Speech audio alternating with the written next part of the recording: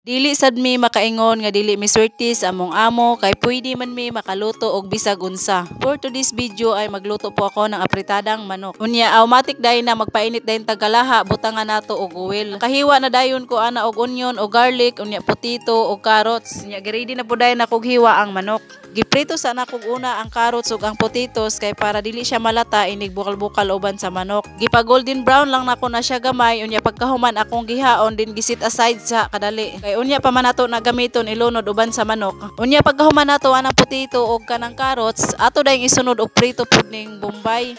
Pero gibawasan nako ang oil kay murag daghan raman kaayo. Unya gisunod na pud dayon nako ang ahos paglunod. Nya pagkahuman gimikos-mikos hangtod gimikos-mikos lang gid na nato hangtod nga mag golden brown ang onion ug ang garlic. Pili ra gid kay nga recipe. Unya pagkahuman ako na dayon gilunod ng manok, isa-isa na ako na siya paglunod kay aron dili maapil ang tubig kay ang tubig ana niya murag nagdrain na bitaw mo nang wala nako siya gidirect og lunod tanan kay aron magisa-gisa sa nako ang kuan ba manok. Nya pagkahuman ato lang dayon ang imikos-mikos. Pero kanang manok ako daan na siya ang gitimplahan og black pepper og salt before nako siya gimarinate. Kung makaistorya pa lang ng manok giingnan nako anag nalipong na sila kay sige na lang nako gimikos-mikos kadaghan.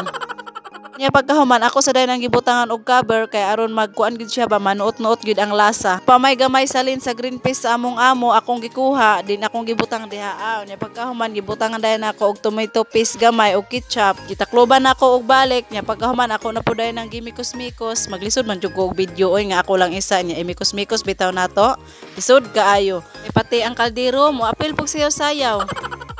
Din pagkahuman nag-adain ko diha og silver swan toyo, nya nagbutang dayon ko utro og kanang pepper and salt. Sprite man ta nang akong isagol ana pero wala man mi Sprite, coke ra may naa. So ang coke na lang gyud ang akong gibutang, mura na ni adobo. Unya pagkahuman ako dayon nang giad ng kuan, gibutang dayon ako ning carrots ug ang potato.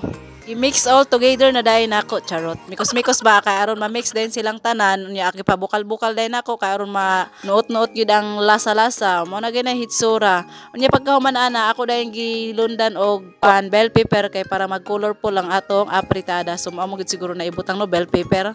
Maora dayon na unsa pay dugayan mga unta. So mao na gina among pagkaon sa paniudto karong adlaw. Unya akong gitagaan among amo ang nagduha ka hiwa. Siguro makaana ko nga lami ang akong niluto nga apritadang manok. Kaya pati among amo nga babae nakalimot naman siya nga nagkaon siya og paniudto. Among amo ba oh? Nagkaon na siya og paniudto unya karon.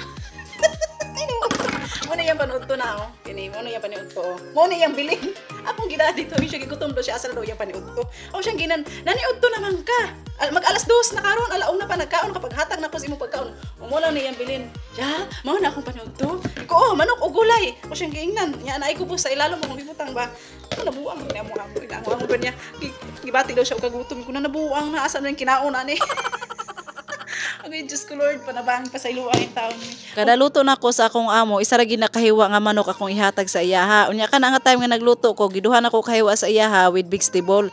Hala, nakalimot na hurot gani niya og kaon ang duha kahiwa nga manok ug ang mga gulay. Tungod sa kalami sa akong niluto, nakalimot na taon siya nga nagkaon na siya paniudto.